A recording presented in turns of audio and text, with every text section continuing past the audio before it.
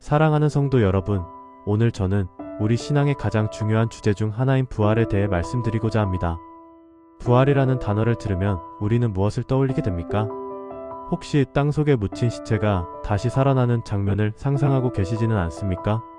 오늘 이 시간 성경이 말하는 부활의 참된 의미를 함께 살펴보면서 우리 영혼에 새로운 빛이 비추어지기를 간절히 소망합니다. 부활은 단순히 하나의 교리가 아닙니다. 부활을 어떻게 이해하느냐에 따라 승천과 재림과 휴거에 대한 우리의 믿음이 모두 달라지게 됩니다.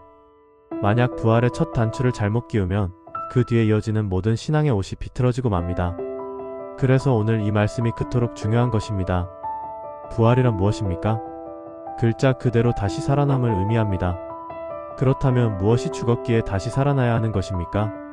고린도전서 15장 22절을 보면 아담 안에서 모든 사람이 죽은 것 같이 그리스도 안에서 모든 사람이 삶을 얻으리라고 말씀하고 있습니다. 여기서 아담 안에서 죽었다는 것은 육체의 죽음을 말하는 것이 아닙니다. 아담이 선악과를 먹은 그날 그의 육체가 즉시 쓰러져 죽었습니까? 그렇지 않았습니다. 그러나 그의 영은 그날로 하나님과 단절되어 죽고 말았습니다. 요한복음 6장 63절에서 예수님께서 친히 말씀하셨습니다. 살리는 것은 영이니 육은 무익하니라. 내가 너희에게 이른 말은 영이요 생명이라고 하셨습니다. 예수님께서 이 땅에 오신 목적이 무엇이었습니까? 죽은 시체를 일으키시려고 오셨습니까? 아닙니다. 죽어있는 영을 살리시려고 오셨습니다. 예수님 당시 사람들의 육체는 대부분 살아 있었습니다. 그러나 그들의 영은 하나같이 죽어 있었습니다. 그래서 예수님은 영을 살리는 사역을 하셨던 것입니다. 요한복음 5장 24절을 보십시오. 내가 진실로 진실로 너희에게 이르노니 내 말을 듣고 또 나 보내신 이를 믿는 자는 영생을 얻었고 심판에 이르지 아니하나니 사망에서 생명으로 옮겼느니라고 하셨습니다. 이것이 부활입니다. 사망에서 생명으로 옮겨가는 것, 바로 이것이 예수님께서 말씀하신 부활의 참된 의미입니다. 베드로전서 3장 18절을 보면 그리스도께서도 단번에 죄를 위하여 죽으사 의인으로서 불의한 자를 대신하셨으니 이는 우리를 하나님 앞으로 인도하려 하심이라. 육체로는 죽임을 당하시고 영으로는 살리심을 받으셨으니라고 기록되어 있습니다. 예수님께서 육체로는 죽임을 당하셨으나 영으로는 살리심을 받으셨다고 분명히 말씀하고 있습니다. 누가복음 24장 13절 이하에 나오는 엠마오로 가는 두 제자의 이야기를 보십시오. 그들은 부활하신 예수님과 함께 걸으면서도 그분을 알아보지 못했습니다. 그들의 눈이 가려워져 있었기 때문입니다. 왜 알아보지 못했겠습니까? 예수님께서 그들이 전에 보았던 그 육체 그대로 나타나셨다면 어찌 알아보지 못했겠습니까? 어떤 분들은 누가복음 24장 39절의 말씀을 들어 예수님이 육체로 부활하셨다고 주장합니다. 내 손과 발을 보고 나인 줄 알라. 또 나를 만져보라. 영은 살과 뼈가 없으되 너희 보는 바와 같이 나는 있느니라는 말씀입니다. 그러나 생각해 보십시오. 영의 세계에도 단계가 있고 급이 있습니다. 온전히 부활하신 영체는 영의 살과 영의 뼈를 가지고 계십니다. 우리가 꿈속에서 다른 사람을 만지면 분명히 만져지지 않습니까? 혼이 혼을 만지면 느껴지는 것처럼 영으로 부활하신 예수님도 만져주실 수 있었던 것입니다. 누가복음 22장 15절에서 18절을 보면 예수님께서 마지막 만찬 때 이르시기를 내가 고난을 받기 전에 너희와 함께 유월절 먹기를 원하고 원하였노라. 내가 너희에게 이르노니 이 유월절이 하나님의 나라에서 이루기까지 다시 먹지 아니하리라고 말씀하셨습니다. 그날로 예수님과 육으로 함께 먹는 교제는 끝이 났습니다. 그 이후의 만남은 모두 영적인 방식으로 이루어진 것입니다. 지난 2000년 동안 예수님의 육신을 직접 본 사람이 있습니까? 예수님을 만났다는 수많은 간증들이 있지만 그것은 모두 영으로 환상으로 나타나신 것이지 육체를 가지고 나타나신 것이 아닙니다. 고린도전서 15장 50절을 보십시오.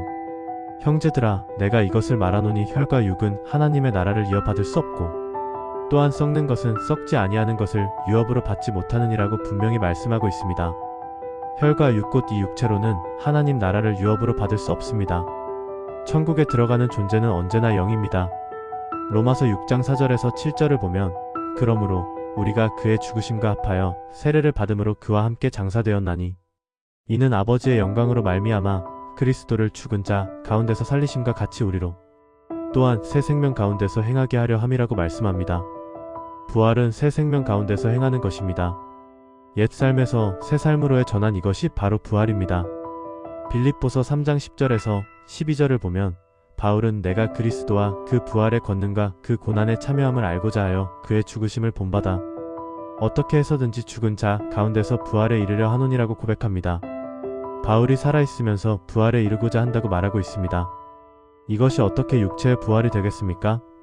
살아있는 사람이 육체의 부활을 이루려 한다니 말이 됩니까? 이것은 분명히 영적인 부활 곧 사망권에서 생명권으로 나아가는 것을 말하는 것입니다. 고린도후서 4장 16절에서 18절을 보면 그러므로 우리가 낙심하지 아니하노니 우리의 겉사람은 낡아지나 우리의 속사람은 날로 새로워지도다라고 말씀합니다. 겉사람 곧 육체는 날마다 쇠약해지고 늙어갑니다. 그러나 속사람 곧 영은 날로 새로워질 수 있습니다. 이 속사람이 새로워지는 것, 이것이 바로 부활의 삶입니다. 히브리서 9장 27절은 한번 죽는 것은 사람에게 정해진 것이요 그 후에는 심판이 있으리니라고 말씀합니다. 사람이 한번 죽는 것은 정해진 것입니다. 그런데 죽은 육체가 다시 살아난다면 이것은 한번 죽는 것이 아니라 두 번 죽는 것이 되고 맙니다. 육체가 다시 살아나서 또다시 죽어야 한다면 말입니다. 성경은 분명히 한번 죽는 것이 정해졌다고 말씀하고 있습니다. 에스겔 37장을 보면 마른 뼈들이 가득한 골짜기의 환상이 나옵니다. 에스겔 37장 4절에서 6절을 보면 또 내게 이르시되 너는 이 모든 뼈에게 대언하여 이르기를 마른 뼈들아 여호와의 말씀을 들으라. 주 여호와께서 이 뼈들에게 이같이 말씀하시기를 내가 생기를 너희에게 들어가게 하리니 너희가 살아나리라고 하셨습니다. 마른 뼈에 하나님의 말씀이 들어가니 그 뼈들이 살아났습니다. 이것이 영적 부활의 놀라운 그림입니다. 말씀이 들어갈 때 죽었던 영이 살아나는 것입니다. 영의 양식인 말씀을 먹지 못하면 영이 쇠약해져서 뼈만 남은 것처럼 됩니다. 그러나 생명의 말씀이 들어가면 그 영이 다시 살아나 힘을 얻게 됩니다. 부활은 단번에 끝나는 것이 아닙니다. 우리의 삶 속에서 계속해서 이루어져야 합니다. 성격도 부활해야 합니다. 나쁜 습관도 부활해야 합니다. 무너진 관계도 부활해야 합니다. 실패한 일들도 부활해야 합니다. 죽어있던 소망도 부활해야 합니다. 식어버린 사랑도 부활해야 합니다. 이것이 부활의 삶을 사는 것입니다. 요한복음 8장 32절에서 예수님께서 말씀하셨습니다. 진리를 알지니 진리가 너희를 자유롭게 하리라고 하셨습니다. 부활의 진리를 알면 우리 영이 사망의 속박에서 벗어나 자유롭게 됩니다. 더 이상 죽은 육체가 땅에서 일어나기를 기다리며 헛된 소망 가운데 살 필요가 없습니다. 지금 이 순간 말씀을 듣고 믿는 자는 사망에서 생명으로 옮겨가는 부활을 경험하게 됩니다. 사랑하는 성도 여러분, 오늘 이 말씀을 통해 여러분의 영이 깨어나시기를 바랍니다. 죽어있던 영이 일어나시기를 바랍니다. 사망에서 생명으로 옮겨가는 놀라운 부활의 역사가 여러분의 삶 가운데 일어나시기를 간절히 축원합니다. 아멘.